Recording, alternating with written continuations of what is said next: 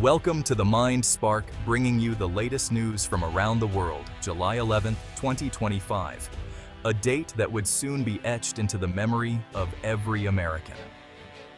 America awoke to the unthinkable. Every Walmart in the country had closed overnight, without a single hint or warning. The news hit like an earthquake. No explanation, just locked doors and darkened signs from coast to coast. Panic and confusion spread rapidly as people tried to make sense of what had happened. For millions, Walmart was more than a store. It was a lifeline for affordable groceries, essential household goods, jobs, and prescriptions. It was a place where families shopped, employees built careers, and communities gathered. Suddenly, all of that vanished in a single night, leaving a void that no one was prepared for. Social media exploded with images of deserted parking lots and hastily written, "Closed permanently" signs. Over 4,700 stores shuttered, leaving entire towns without their main source for daily necessities. In an instant, 1.5 million people found themselves jobless. Supply chains that fed countless communities collapsed almost overnight. Truck drivers were turned away at distribution centers, unsure where to go next. And suppliers, from small farmers to major manufacturers, were left stranded with nowhere to send their goods. The shutdown exposed just how deeply Walmart was woven into the fabric of American life, touching everything from local economies to family routines and community events. What had once been theoretical debates about trade, labor, and policy suddenly became a harsh national emergency, demanding immediate action and answers. The country was left reeling, forced to confront the fragility of the systems it depended on, and to ask, what happens when the backbone of daily life disappears overnight? To grasp the shock of Walmart's collapse, we have to look back. Founded in 1962 by Sam Walton, Walmart's promise was simple: the lowest prices, anytime, anywhere. By building big stores in small towns, Walmart became the heart of thousands of communities. It grew into the world's largest private employer, perfecting supply chains and making every dollar stretch further for families. Walmart wasn't just a store. It was a job creator, a tax base, and a social hub. Its buying power shaped entire industries, sourcing goods globally, especially from China, to keep prices low. For decades, this model worked, delivering affordable goods to millions. But that same global dependence would become its greatest weakness. The seeds of crisis were sown long before the doors closed. Walmart's downfall began with a seismic shift in U.S. trade policy. Tariffs on Chinese imports, meant to protect American jobs, instead sent Walmart's costs soaring.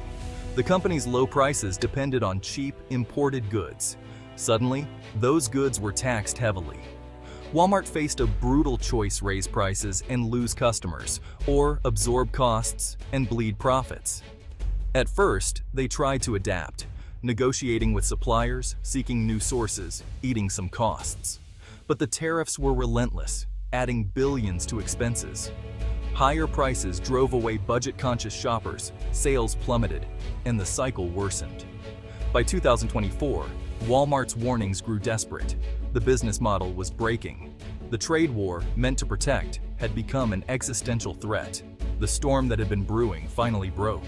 July 10, 2025 began like any other day at Walmart. Quiet, routine, and full of promise, until everything changed in a matter of hours.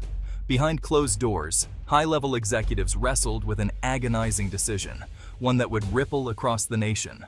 They ultimately chose to shut down all U.S. operations, effective immediately, knowing the consequences would be devastating. At 2 a.m., while most were asleep, employees received a cold, impersonal message. All stores closed, jobs terminated, effective right now. There was no warning, no time to prepare. For 1.5 million workers, it was a gut punch. Years, sometimes decades, of loyal service erased in an instant. The shock and heartbreak were overwhelming. News crews rushed to the scene, capturing stunned faces and raw emotions outside locked stores as employees and customers gathered in disbelief, trying to process the unthinkable. Many worried aloud. How will I pay rent, feed my family, get my medication?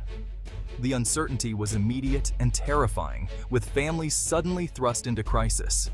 The company's official statement pointed fingers at rising tariffs and an unsustainable business model, offering little comfort to those affected. The language was cold and corporate, but the pain was deeply personal. Tears flowed as families hugged, trying to find solace in each other. The largest mass layoff in U.S. history had just unfolded overnight, leaving parking lots empty and futures uncertain. For thousands of communities, it was more than an economic loss. It was heartbreak, a blow to the very heart of small-town America. The policies meant to protect American workers had, instead, shattered their lives, leaving families and entire towns reeling from the aftermath. The fallout was only beginning, and the true impact would be felt for years to come. The true cost of Walmart's collapse is written in the lives it upended. For thousands, the end of a paycheck meant the end of stability and the beginning of a struggle they never expected to face. Mariah, a single mom in Texas, lost her stable job and health benefits overnight. She had worked at Walmart for years, building a life for her 2 children, only to see it all vanish in a single day. This job was everything. How will I feed my kids? She wonders, staring at an empty fridge and a stack of unpaid bills. The fear in her eyes is shared by countless others. David, 62, in Ohio, was counting on Walmart to see him to retirement. He had given decades to the company, believing loyalty would be rewarded. "At my age, who's going to hire me now?" he asks, scrolling through job listings that seem to want only the young and the new. Jamal, 19, in Florida, lost his first job and his college savings. He had dreams of being the first in his family to graduate, but now even tuition seems out of reach. "We were a team. Now we're all just unemployed." The sense of community, the friendships, the support, they're all gone, replaced by uncertainty. These stories echo across the country. Older workers, young people, families suddenly in crisis. Each one faces a new reality, unsure where to turn next. Department managers, part-timers, and everyone in between faced the same uncertainty. No one was spared, no matter their role or how long they'd been there. The closure wasn't just a corporate failure, it was a human disaster. The ripple effects spread through entire communities, touching every home and every heart. Dreams were put on hold, futures thrown into doubt. College plans, retirement hopes, even the ability to keep a roof overhead, all suddenly uncertain. The headlines missed the heartbreak in every town. Behind every statistic is a family, a story, a life changed forever. 1.5 million stories, each a reminder. Economic decisions have real, human consequences. The pain is not just financial, but emotional and deeply personal. The voices from the aisles tell the story best. Every empty cart, every forgotten lunchbox is a silent witness to what was lost. For many, the ladder to a better life was pulled away overnight. Hopes for advancement, for a brighter future, were suddenly out of reach. The nation was left to pick up the pieces. In small towns and big cities alike, neighbors stepped up, but the scars of sudden unemployment will linger for years to come. Walmart's shutdown devastated local economies overnight. Small businesses and shopping plazas lost their main source of foot traffic, watching sales plummet. Local suppliers, bakeries, and cleaning crews lost their biggest client, triggering a second wave of layoffs. Empty Walmart stores became symbols of economic decay, casting shadows over entire districts. City budgets took a hit. Walmart was often the largest taxpayer, funding schools, roads, and public services. With that revenue gone, officials faced budget shortfalls and tough choices. In many areas, Walmart's closure created food deserts, leaving families with few affordable options for groceries. The domino effect revealed just how fragile and interconnected local economies really are. After the shutdown, experts scrambled to explain what went wrong. Tariffs on Chinese goods were the immediate trigger, but deeper issues lurked. Walmart's reliance on global supply chains left it exposed. When tariffs hit, there was no cushion. Competition from online retailers like Amazon had already eroded Walmart's edge. Its vast network of physical stores, once a strength, became a costly liability.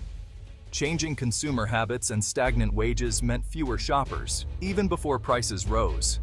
When Walmart could no longer offer unbeatable prices, its customer base evaporated. The collapse was a warning. Efficiency without resilience is a recipe for disaster. Walmart was the most visible casualty, but the vulnerabilities were everywhere. Walmart's fall sent shockwaves through the entire economy. Overnight, 1.5 million jobs vanished, doubling the national unemployment rate. State unemployment systems buckled under the strain, requiring emergency federal aid. The trucking industry, deeply tied to Walmart, saw fleets idled and thousands more jobs lost. Financial markets panicked, the Dow plunged, and companies reliant on Walmart's business saw their stocks crash. Consumer spending, the engine of the U.S. economy, stalled as millions lost income. The sudden drop threatened a deep recession. The collapse proved that too big to fail wasn't just for banks. Retail giants could bring down the economy too. The American economic system's weaknesses were laid bare. The question now, how to rebuild? In the aftermath, America faced a daunting task, rebuilding. The first step, support the millions left jobless, with expanded benefits and retraining programs. But the crisis also demanded a new economic vision. The lesson was clear: over-reliance on global supply chains is a vulnerability. Investing in domestic manufacturing and resilient supply networks became urgent priorities. Local businesses, once overshadowed by Walmart, now had a chance to fill the gaps, if given support. Policies to encourage entrepreneurship, strengthen Main Street, and diversify local economies were needed. The goal: an economy that's both efficient and durable, with prosperity shared more broadly. The Walmart shutdown was a painful wake-up call, but it could also be the start of a stronger, fairer America. The work of rebuilding begins now, community by community.